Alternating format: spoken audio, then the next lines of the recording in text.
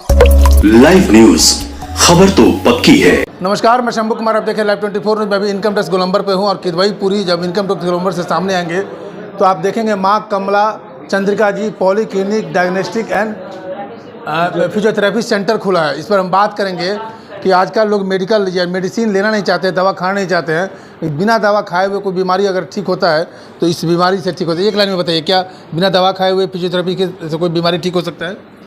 Mic छोड़ दीजिए।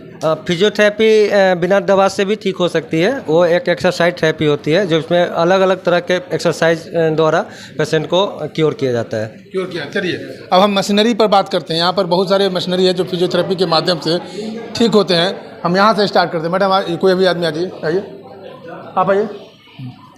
ये देखिए आप, ये जो है यहाँ इसका क्या फंक्शन है इसके बारे में बताइए। तो हम लोग जब जाते हैं पार्क वगैरह में तो स्विमिंग पूल पर पार करते हैं तो उस तरह का दिखता है। इसका क्या फंक्शन है? ये बेसिकली पैरेलल वॉल है। यहाँ पे कोई भी पैरालिसिस पर्सन हो या सेरेब्रल पाल्सी वाले पेशेंट हो तो उनके डेली जो हम लोग रिहैबिलिटेशन जो करते हैं उसके लिए बेसिकली यूज़ होता है। लाइक वॉकिंग के लिए आपको कोई आ जाते हैं ना, आप एक बार एग्जाम्पल करके दिखाइए तो बताइए। आप आ जाइए, आप डिस्क्राइब कीजिए। आप आज बताइए। ये देखिए, ये देखिए, ये दिखा रहे हैं आपको कोई भी पेशेंट। ये पेशेंट है, एज ए डॉक्टर है लेकिन पेशेंट के रोल में है ये। और ये दिखाइए, आप बताइए कि ये क्या हो रहा है। ये आपको एक बेसिकली वॉकिंग पैटर्न के लिए हेल्प करता है। और सेकंड थिंग है कि जो बैलेंस होता है उसके लिए हेल्प करता है। अच्छा। जैसे पैरालिसिस वाले पर्सन, हाँ पैरालिसिस पर्सन हुए तो उनको वॉकिंग में अगर इश्यूज हुआ, बेसिकली गेट पैटर्न जो होता है ना उसके लिए ये यूज़ होता है। उसके लिए यूज़ है, पैरालिसिस के लिए खास करके। पैरालिसिस हो गया, सेरेब्रल पाल्सी, बच्चे का जो सेरेब्रल पाल्सी हो गया उनको बैलेंस करने नहीं आता है तो उन सब के लिए यूज़ होता है। एक सवाल है, हमें स्टार्टिंग में किए थे कि ये जो है आप फिजियोथेरेपी हुआ कर रहे हैं, मेडिसिन खाए बिना मेडिसिन खाए हुए ठीक हो सकता? आप लोग मेडिसिन भी देते हैं क्या? नहीं, मेडिसिन बेसिकली हम लोग पहले ट्राई करते हैं कि आपका एक्सरसाइज के थ्रू या मशीन के थ्रू वो ठीक हो जाए। मेडिसिन के इसमें यूज़ नहीं होता है। एक्सरसाइजेज सेकेंड स्टेज में आते हैं, सेकेंड स्टेज में यहाँ पे आते हैं। ये इसके बारे में बताइए आप। ये पुली है। ये मशीन जो है पुली, बेसिकली पुली कहते हैं आपके मसल स्ट्रेंथ के लिए या शोल्डर, अगर फ्रोजन शोल्डर है वो आपका रेंज ऑफ मोशन नहीं हो पा रहा है तो उस सब के लिए यूज़ होता है। स्ट्रेंथ बढ़ाने के लिए बेसिकली यूज़ होता है। जो क्या बोलते हैं जाम, हाँ फ्रोजन शोल्डर हो गया उसके लिए भी यूज़ होता है। ये डिफरेंट तरह के एक एक्सरसाइज है। आप दूसरे इस पर ये भी शोल्डर एक्सरसाइज के लिए है। अगर वही स्पाज्म हो गया, मसल स्पाज्म हो गया, मसल स्ट्रेन हो गया तो वो सब के लिए रेंज ऑफ मोशन बढ़ाने के लिए ये यूज़ होता है। रेंज ऑफ मोशन को बढ़ाने के लिए। हाँ जी। अब इसके इस पार्ट पे आते हैं। यहाँ पर देखिए, एक बार नाम भी बता देंगे। ये तो चेयर है। क्वाड्रिसेप एक्सरसाइज के लिए होता है। क्वाड्रिसेप मसल्स जैसे कोई भी पैर के जो क्वाड्रिसेप मसल्स होते हैं उनके लिए होता है। उनका स्ट्रेंथ बढ़ाने के लिए होता है। अगर पेन है तो उसके लिए भी होता है और मोशन बढ़ाने के लिए होता है। इसके लिए आपका क्वाड्रिसेप के लिए। अब आएंगे दूसरे डॉक्टर से बात करते हैं। अब बताइए मैम, इसके बारे में बताइए। ये शोल्डर पुली है। जनरली जो पेरी आर्थराइटिस है या शोल्डर रिलेटेड कोई भी प्रॉब्लम होती है तो उसके लिए हम ये पुली का इस्तेमाल करते हैं। और ये रहा ट्रैक्शन बेड, ठीक है। हाँ, ये ट्रैक्शन बेड है। इसको हम लोग दो कंडीशन में यूज करते हैं। एक सर्वाइकल से रिलेटेड जो प्रॉब्लम होगा उसके लिए, और ये लंबर बैक पेन के लिए हम लोग ये लंबर बेल्ट का जो है ना लंबर ट्रैक्शन यूज करते हैं। तो ये जो है उस चीज़ में आता है, ठीक है। Cervical and lumbar, back pain और गर्दन के दर्द के लिए इस बेड को यूज किया जाता है। और ये अल्ट्रासाउंड है, स्वेलिंग है, कहीं पे पेन है तो उस चीज़ के लिए, नी जॉइंट्स में या कहीं भी बैक में, गर्दन में कहीं पे भी दर्द है ना तो इसको हम लोग अल्ट्रासाउंड का यूज करेंगे। ये बेड आपका जी, ये बेड, हाँ ये पेशेंट के लिए है। इस पे हाँ पेशेंट पे इसको लेटा के हम लोग के जो भी मोडालिटीज़ है इसको यूज करेंगे। इसके अलावा भी और कुछ है क्या? और कोई पार्ट्स नहीं? चलिए अब आपसे कुछ और बात कर लेते हैं। दूसरा सबसे पहली बात यह है कि मेडिसिन आज के डेट में बहुत लोग नहीं खाना चाहते या आयुर्वेदिक की तरफ बढ़ना चाहते क्योंकि मेडिसिन जो है, अंग्रेजी दवा की बात करें तो वो इनडायरेक्टली बहुत ज़्यादा हरास करता है। क्या आपके फिजियोथेरेपी में बिना मेडिसिन खाए हुए जी बिल्कुल, बिना मेडिसिन के ही बैक पेन है या सर्वाइकल पेन है, नी पेन है या बच्चे को पैरालिसिस वगैरह है, तो हम लोग एक्सरसाइज इलेक्ट्रोथेरेपी द्वारा उनका एक्सरसाइज करते हैं, क्योंकि मेडिसिन का बहुत सारा साइड इफेक्ट है बट फिजियोथेरेपी का कोई साइड इफेक्ट नहीं है। और डिपेंड करता है कंडीशन, किस कंडीशन में है पेशेंट को, तो हम लोग उसी हिसाब से उनका एक्सरसाइज प्लस इलेक्ट्रोथेरेपी देते हैं। पैरालिसिस किसी को मारता है, पैरालिसिस है, कितना परसेंटेज चांस है फिजियोथेरेपी के माध्यम से और कितना टाइम चांस है कि वो 90% आप कितना परसेंट ठीक हो सकता है? सपोर्ट किसी पेशेंट को हेमिप्लीजिया है, half paralysed of the body, तो अगर आप विद इन 1 वीक 2 वीक अगर ले आते हैं इंक्यूबेशन पीरियड में, तो वो एकदम क्योर हो जाता है। 2 से 3 महीने के अंदर अंदर पेशेंट ठीक हो जाता है, लेकिन उसको टाइम पे लाना पड़ेगा। ऐसा नहीं है कि आप पैरालिसिस हो गया आप उसको 6 महीने 1 साल 2 साल बाद ला रहे हैं।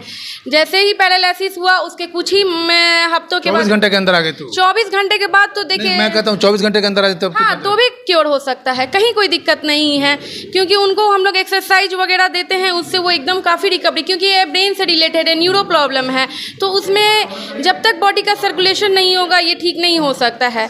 मेडिसिन भी है लेकिन फिजियोथेरेपी में कोई साइड इफेक्ट नहीं है। अगर कोई पेशेंट यहाँ पे आता है तो उसको आप एडमिट करते हैं या उसको प्रैक्टिस करा करके घर भेज देते हैं? दोनों सुविधाएं हैं, एडमिट भी कर सकते हैं जिसमें आपको 2 टाइम उसका एक्सरसाइज होगा। अगर पेशेंट मान लीजिए लोकल है, वो आके करा के जाना चाहता है तो वो भी सुविधा उपलब्ध है। चलिए अब सबसे बड़ी बात है पैसे की बात करते हैं, क्योंकि ये लास्ट मुद्दा है कि लोग पैसे के चलते आगे जा नहीं पाते हैं कुछ।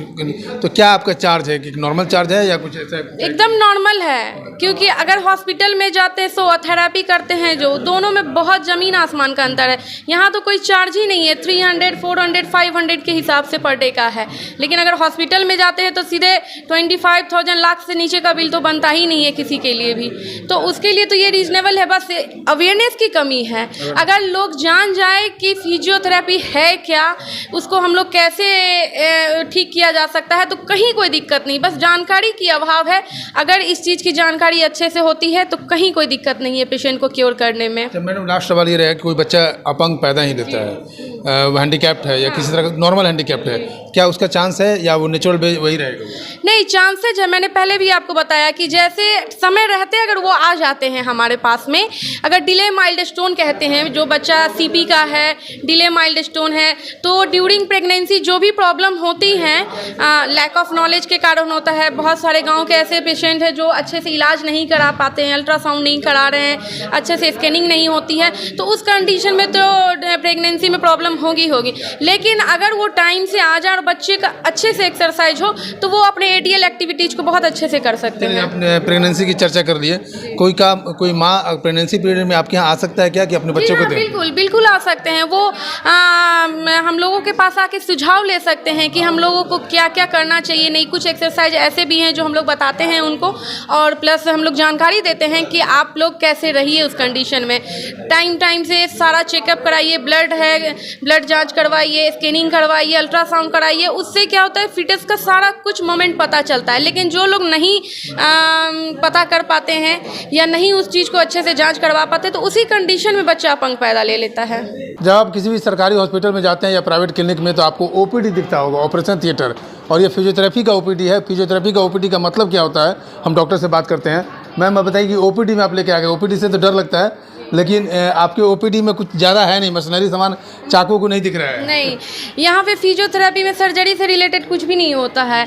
बहुत लोग डरते हैं फिजियोथेरेपी कराने से, लेकिन जब 1 से 2 सेशन ले लेते हैं ना, तब उनको इतना अच्छा लगता है कि वो हमेशा लेना चाहते हैं। ये मशीन है डाइथर्मी, इसको हम लोग शॉर्ट वेव डाइथर्मी बोलते हैं। ये जनरली पेन के लिए यूज किया जाता है, ठीक है। ये गर्म होता है। ये जो 2 पैड देख रहे हैं आप, तो कहीं पे भी पेन हो, नी में पेन हो, बैक में हो, गर्दन में हो, तो हम लोग जनरली इसको पेन रिलीफ करने के लिए करते हैं। और ये अंदर तक जाके टिश्यू रिपेयर करता है काफ़ी हद तक। इसको पेन में जो पेशेंट 2 से 3 सेशन लेने के बाद, 3 सेशन लेने के बाद धीरे धीरे जो है पेन कम होने लगता है।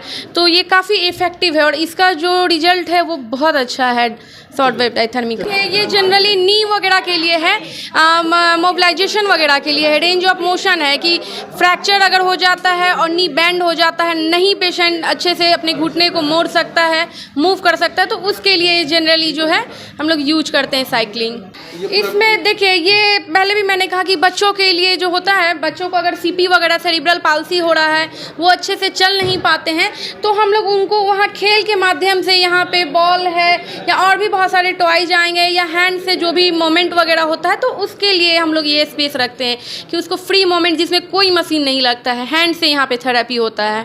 चलिए, तो आपने सुना माँ कमला चंद्रिका जी के हॉस्पिटल में हूँ, फिजियोथेरेपी क्लिनिक में हूँ, और ये इनकम टैक्स गोलंबर किदवईपुरी के पास है। इनकम टैक्स गोलंबर से मात्र 200 मीटर की दूरी पे है, आप वहाँ पर पता चल जाएगा। और सबसे बड़ी बात है कि फिजियोथेरेपी एक ऐसा माध्यम है आज के डेट में कि लोग इतने प्रेशर में रहते हैं कि एक्यूप्रेशर का भी ज़रूरत पड़ता है और मेडिसिन लोग खाना नहीं चाहते हैं।